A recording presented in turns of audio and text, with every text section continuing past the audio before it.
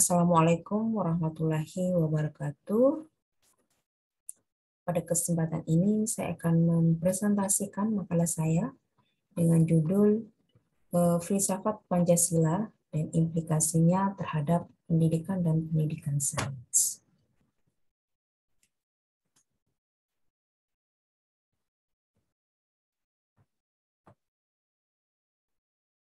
Ya, adapun rumusan masalah ya dari makalah yang saya sampaikan ini ada 3 ya.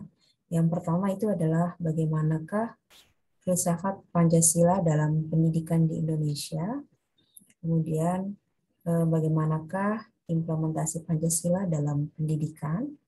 Kemudian yang ketiga adalah bagaimanakah implikasi filsafat Pancasila terhadap pendidikan dan pendidikan sains. Nah, yang pertama adalah filsafat Pancasila dalam pendidikan di Indonesia. Kita ketahui bersama bahwa Pancasila ini merupakan dasar ya dari pandangan hidup bagi bangsa Indonesia. Tentunya di dalam Pancasila itu menggambarkan atau memuat 5 dasar ya yang isinya merupakan jati diri dari suatu bangsa Indonesia.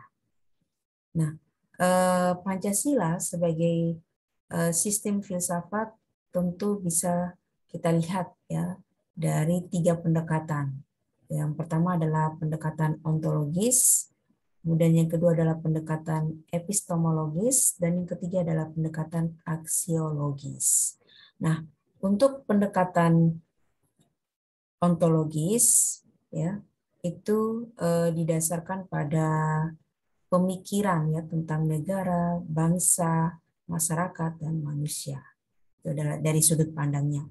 Kemudian untuk pendekatan epistemologis, yaitu didasarkan bagaimana suatu pengetahuan yang terstruktur secara logis dan konsisten ya dalam pengimplementasiannya. Sementara untuk pendekatan aksiologis ya itu lebih mengarah kepada bagaimana nilai-nilai Pancasila ya yang terkandung di dalamnya itu terstruktur dan hierarkir, sehingga di dalamnya memiliki konsep etika yang terkandung. Ya, seperti itu. Nah, itulah beberapa sudut pandang filsafat Pancasila dalam pendidikan di Indonesia berdasarkan 3 pendekatan ini. Nah, kemudian bagaimana implementasi Pancasila dalam pendidikan? Kita ketahui bersama bahwa pendidikan saat ini tentu mengacu kepada aspek-aspek dalam pembelajaran. Nah, aspek apa saja itu? Yang pertama adalah aspek kognitif. Nah, bagaimana seorang pendidik atau pengajar bisa mengimplementasikan nilai-nilai Pancasila ke dalam aspek kognitif. Nah, di mana aspek kognitif ini lebih menitik beratkan kepada bagaimana siswa memahami sebuah konsep atau bagaimana siswa memiliki kemampuan yang tentu kemampuan itu memiliki kecenderungan di dalam meningkatkan keimanan dan ketakwaan kepada Tuhan Yang Maha Esa. Jadi nilai Pancasila meningkatkan keimanan dan ketakwaan kepada Tuhan Yang Maha Esa bisa dimunculkan di dalam aspek pembelajaran pada aspek kognitif ini. Nah, sementara selain itu, untuk aspek pembelajaran psikomotorik juga bisa diimplementasikan nilai-nilai Pancasila di dalamnya. Nah, kita ketahui bersama ya banyak pelajar atau anak muda yang rusak secara moral tentunya dilandasi oleh berbagai faktor yang mempengaruhinya. Nah, dampak buruk dari globalisasi ini tentu juga berdampak dari adanya perkembangan teknologi dan ilmu pengetahuan yang ada. Dan beberapa pelajar banyak yang kecanduan narkoba, alkohol, dan dampak negatif lainnya. Nah, dengan mengimplementasikan nilai-nilai Pancasila dalam aspek pembelajaran pada psikomotorik ini, tentu mahasiswa atau siswa akan memiliki akhlak atau moral yang baik. Ya, tentunya generasi ini harus dibangun dengan nilai-nilai Pancasila yang terkandung di dalamnya. Nah, sehingga generasi penerus itu memiliki akhlak dan moral yang baik dari aspek psikomotoriknya. Nah, kemudian bagaimana dengan aspek afektifnya? Nah, dalam pengimplementasian nilai-nilai Pancasila dalam aspek pembelajaran afektif, tentu ini juga sangat diperlukan ya, bagaimana seorang pendidik dan pengajar membangun karakter dari peserta didik itu disesuaikan dengan nilai-nilai Pancasila yang ada di dalamnya. Nah, nilai-nilai Pancasila ini tentu menjadi jati diri bagi masyarakat Indonesia yang memiliki ciri khas atau kekhasanan pribadi, sehingga nilai-nilai luhur dari Pancasila ini juga perlu dilestarikan melalui pewarisan karakter Pancasila ya kepada generasi muda atau peserta didik sebagai pedoman hidupnya. Nah, di mana tempat untuk mewariskan karakter ini tentu salah satunya adalah melalui dunia pendidikan, nah, seperti itu. Nah, berikutnya adalah implikasi filsafat Pancasila terhadap pendidikan dan pendidikan sains.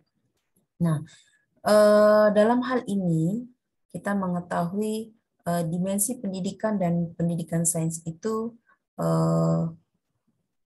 ada dimensi agama, sosial budaya, dan etika moral.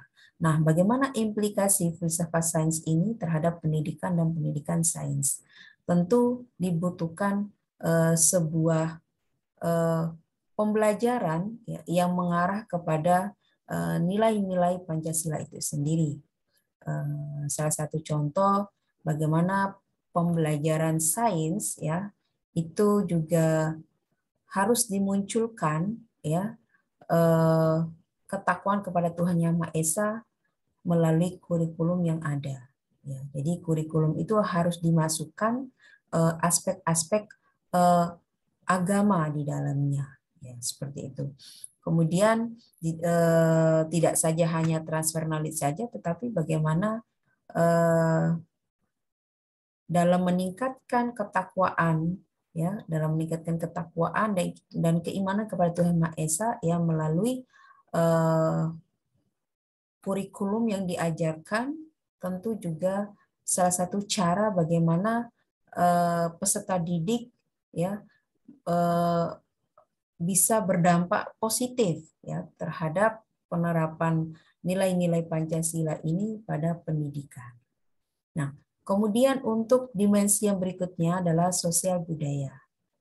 Nah, kita ketahui bersama bahwa Indonesia itu memiliki beragam budaya.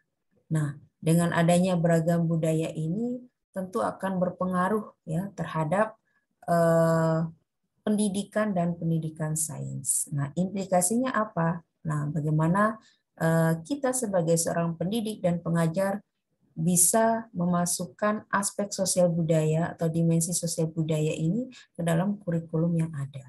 Nah, di beberapa perguruan tinggi sudah banyak ya yang menerapkan kurikulum yang berbasis budaya ya ke dalam pembelajaran. Nah, sehingga itu merupakan salah satu cara bagaimana memasukkan nilai-nilai Pancasila itu ke dalam suatu pembelajaran, sehingga implikasinya tentu akan berdampak baik bagi peserta didik, sehingga mereka bisa mengenal bagaimana asal mula sejarah leluhurnya atau asal mula nenek moyang dan sebagainya. Nah, tentu itu harus ditumbuhkan melalui proses pembelajaran yang ada.